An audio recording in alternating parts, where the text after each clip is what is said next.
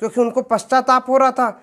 एक बीबी के कहने पे, दूसरी बीबी के कहने पे उनको ध्यान नहीं दिया, गोदी पे नहीं बैठाए, उनको घर से जाना पड़ा, तो पश्चाताप था।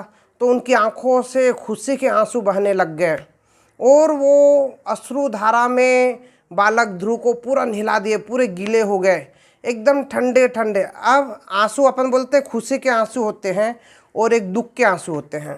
आंसू दो प्रकार के होते हैं ना, एक तो खुशी के होंगे और एक दुख के आंसू होंगे। तो दोनों में क्या अंतर है ये कोई नहीं बता पाएगा। आप लोग बोलोगे आंसू तो आंसू होते हैं, आंसू का कोई कलर तो होता नहीं है, कैसे पहचानेंगे खुशी के आंसू है कि ये दुख के आंसू है। लेकिन भागवत महापुराण में लिखा हुआ है कि खुशी के आंसू ठंडे होते हैं, उनका शीतल, जैसे मटकी का जल होता है एकदम ठंडा, उसी प्रकार खुशी के आंसू ठंडे ठंडे रहेंगे। और जो दुख के आंसू रहेंगे वो गरम रहेंगे, कुनकुने पानी के समान गरम रहेगा वो आंसू। इस प्रकार, ये तो हमको भी मालूम नहीं था, लेकिन भागवत पढ़ने से भागवत में लिखा हुआ है कि खुशी के आंसू ठंडे रहते हैं और दुख के आंसू गरम रहते हैं।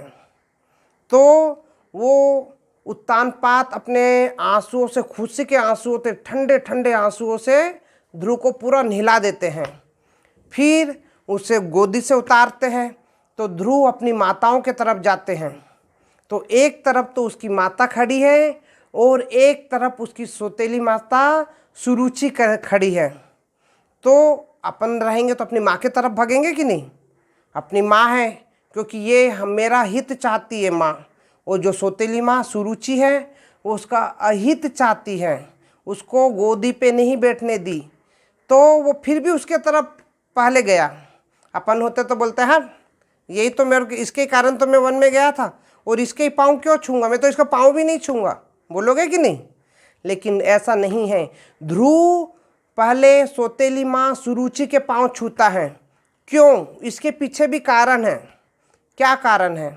वो बोला कि ये सुरुचि के कारण ही मुझे हरि विष्णु भगवान के दर्शन हुए हैं, मुझे हरि विष्णु भगवान की प्राप्ति हुई है। क्योंकि सुरुचि यदि उस दिन उसके पिता के गोद में जाने से नहीं रोकती तो ध्रुव जंगल में नहीं जाता हरि विष्णु भगवान को खोजने। वो सुरुचि का ही कारण था जो उसको धक्का दे दिए और उसके मन में एक तीर लगी और वो तीर लगने के कारण वो वन को गए और हरि विष्णु भगवान की तपस्या किए और हरि विष्णु भगवान उन्हें प्राप्त हुए।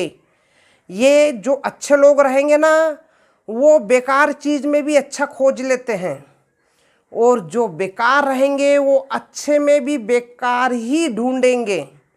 अपन कोई जन साधारण होता है तो बोलता है अरे ये तो बहुत बेकार है, इसने तो मुझे दुख दिया, मैं तो इसका चेहरा भी नहीं देखता, क्यों देखूं इसका चेहरा जो मुझे दुख दे रहा है। लेकिन ध्रुव उस दुख में भी सुख खोज लिया कि ये सुरुचि ने मुझे प्रताड़ित किया, धक्का दिया, इसके कारण ही मुझे हरि विष्णु भगवान के दर्शन हुए हैं, तो मैं सबसे पहले इसके ही पाँव छूऊंगा। वो जाके सुरुचि के पाँव छूता है। वो सुरुचि पश्चाताप के कारण उसे गले से लगा लेती है और चिरंजीव रहो का आशीर्वाद देती है। फिर वो अपनी माँ के पाँव छूता है, माँ उसको गले से लगा लेती है। सुनीति उसकी माँ उसको गले से लगा के रोने लगती है, विलाप करने लगती है, बेटा तू, मैं तो तेरे को समझा रही थी कि तू गोद में हरि विष्णु भगवान के लिए कर, लेकिन तू तो जंगल में चले गया, तू, तेरा ही तो सहारा था, अब तू भी मुझे छोड़ के चले गया, मैं तो जीते जी मर गई थी, ये तो मेरा शरीर एक लाश के समान पड़ा था, तुझे देखने के बाद मेरे शरीर में प्राण वापस आ गए हैं। इस प्रकार वो रोते गई और अपने बेटे को चूमते गई। फिर वो अपने भाई उत्तानपाद के गले मिलता है, उत्तम के गले मिलता है, उसका भाई जो सौतेली माँ का है ना, सुरुचि का लड़का, उसका नाम उत्तम है, उसके गले मिलता है। फिर उसके पिताजी उत्तानपाद उसे और उसके भाई दोनों को हथनी पे बैठाते हैं और महल की ओर आना शुरू करते हैं। और महल के चारों तरफ जैसे कोई दीपावली होती है वैसे दिए जलते रहते हैं, रंगोलियाँ सजे रहती है, कलश पानी के भरे रहते हैं, बांदरवाल लगे रहती है। और जैसे ही वो महल की ओर आते हैं चारों तरफ नगर के वासी लोग उसके ऊपर फूल फेंकते हैं, अटारियों से औरतें उनके ऊपर पंचामृत, दूध, दही, घी की ऊपर से बौछारें करती हैं, फूल फेंकते हैं।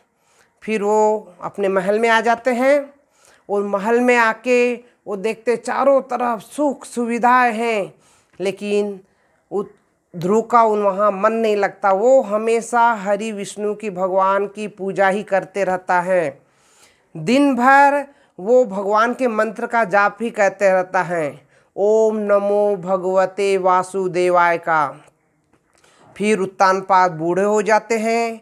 उत्तानपाद फिर वन को गमन करते हैं कि अब मैं राजा नहीं रहूँगा, अब ध्रुव राजा रहेगा। उसका राज्याभिषेक कर देते हैं और वो तपस्या करने के लिए वन को चले जाते हैं ऋषियों के आश्रम में।